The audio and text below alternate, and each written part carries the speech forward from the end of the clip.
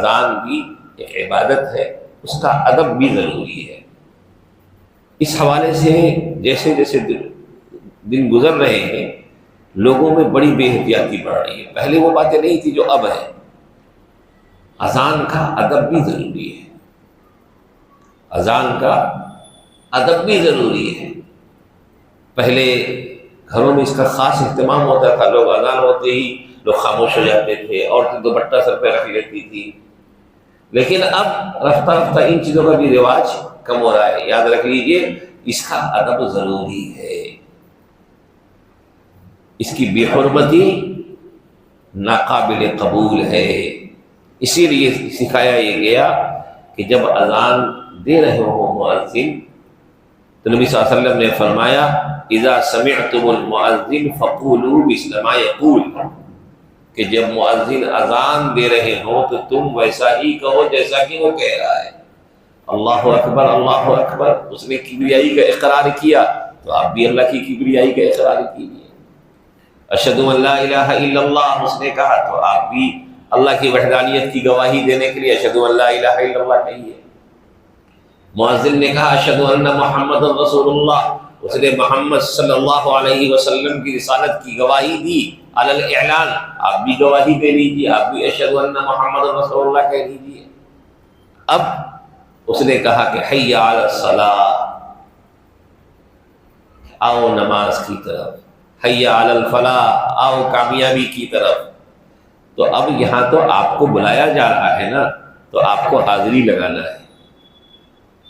آپ کو تو اب بلایا جا رہا ہے تو آپ کو اب حاضری لگانا ہے، لیکن اس حاضری لگانے میں بھی بندگی کا اظہار کرنا ہے۔ کیا کہنا ہے؟ لا حول ولا قوت الا باللہ۔ لوگ کہتے ہیں لا حول کیوں پڑھ رہے ہیں؟ ہم نے اصل میں اردو میں لا حول پڑھنے کا جو ہے نا ایک مزاج غلط بن گیا۔ لا حول ولا قوت الا باللہ یہ کنز من کنوز الجنہ، یہ کلمہ ہے کہ جنت کے خزانوں میں سے ایک خزانہ ہے۔ نبی صلی اللہ علیہ وسلم نے فرمایا اس کی کثرت سے انسان کی زندگی کے بے شمار مسائل حل ہوتے ہیں۔ کثرت سے لا حول ولا قوت الا باللہ پڑھنا بھی ایک ذکر ہے۔ یعنی مؤذن ہمیں کیا کہہ رہا ہے؟ آؤ کامیابی کی طرف، آؤ نماز کی طرف۔ ہمارے قدم خود نہیں بڑھتے ہیں، ہمارے قدم کو بڑھایا جاتا ہے۔ رب کریم کی طرف سے توفیق نصیب ہوتی ہے تو ہم قدم بڑھاتے ہیں اور عبادت کو پہنچتے ہیں، عبادت انجام دیتے ہیں۔ تو یہاں پر رب سے توفیق مانگا جا رہا ہے اور اپنی عاجزی کا اقرار کیا جا رہا ہے کہ نیکی کرنے کی طاقت، برائی سے بچنے کی طاقت تو اللہ ہی دیں گے۔ کتنا پیارا کلمہ ہے۔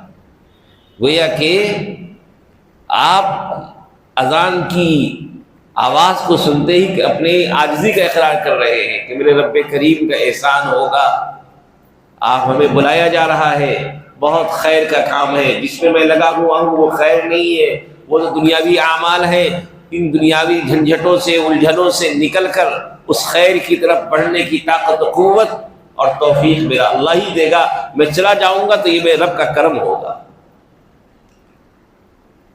اللہ کا اصول ہے مانگنے والے کو وہ نوازتا ہے، شکر ادا کرنے والے کو مزید دیتا ہے۔ جب بندے نے یہ کہہ دیا لا حول ولا قوت الا باللہ تو اپنی عاجزی کا اقرار کرنے کے ساتھ ساتھ اپنی توفیق کی درخواست رب کے دربار میں اس نے پیش کر دیا۔ رب کریم کے دربار میں توفیق کی درخواست قبول ہوگی، آپ کا قدم مٹی کی طرف بڑھ جائے گا۔ لا حول ولا قوت الا باللہ کہنا چاہیے۔ اور جب کہا اس کے بعد پھر آگے کے وہی کلمات ہیں۔ جب وہ اللہ اکبر کہے تو آپ اللہ اکبر کہیے، اور جب لا الہ الا اللہ کہے تو آپ لا الہ الا اللہ کہیے۔ البتہ فجر کی نماز میں اضافہ ہے الصلاۃ خیر من النوم،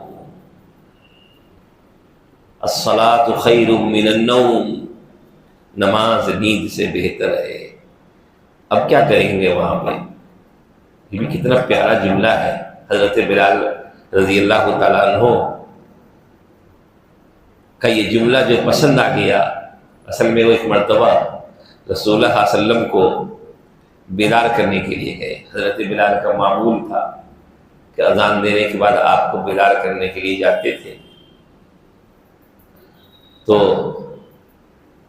آپ یہ جملہ کہتے ہیں الصلاۃ خیر من النوم، الصلاۃ خیر من النوم یا رسول اللہ. یہ جملہ کہہ کر کے انہوں نے نبی اکرم صلی اللہ علیہ وسلم کو بیدار کرنے کی کوشش کی. آپ نے فرمایا ما احسن ھذا یا بلال، اے بلال تم نے کتنی پیاری بات کہی، کتنا اچھا جملہ کہا تم نے، معنویت سے اور حسن سے بھرپور کلام تم نے کہا ہے. اجعلھا فی اذانک، اپنی اذان میں اس کو شامل کر لو، اپنی اذان میں اسے شامل کر لو. چنانچہ اسی کے بعد سے یہ اذان کا حصہ ہے کہ فجر کی اذان میں چونکہ نیند کا وقت وہی ہے، لوگ اسی وقت سوتے ہیں، تو الصلاۃ خیر من النوم کا اضافہ فجر کی نماز میں کیا گیا کہ 2 مرتبہ فجر کی نماز میں الصلاۃ خیر من النوم کہا جاتا ہے. اس کا جواب ہمیں کیا دینا ہے؟ صدقت و بررت، صدقت و بررت. یعنی مؤذن کہہ رہا ہے کہ نماز نیند سے بہتر ہے. ہم کہیں گے ہاں تم نے صحیح کہا، تم نے بڑی اچھی بات کہی، گویا کہ ہم اس کی بات کی تائید و تصدیق کر رہے ہیں. تو بہرحال اذان کا جواب دینے کا ایک فائدہ تو یہ ہوگا کہ اس وقت ہم دنیاوی مشاغل پہ نہیں لگ پائیں گے، اذان کا ہم سے احترام ہو جائے گا، اذان کا ہم سے احترام ہو جائے گا. اور ورنہ ان چیزوں کا ہم اہتمام نہیں کریں گے تو پھر وہی غفلت، بات چیت، دیگر چیزیں میں چلتی رہیں گی اور ہم نیکی سے، خیر سے محروم رہ جائیں گے. یہ چھوٹی چھوٹی توجہ والی چیزیں ہیں کہ جن سے ہماری زندگی میں ایمان کا نور اور اسلامی اعمال کی توفیق آئے گی.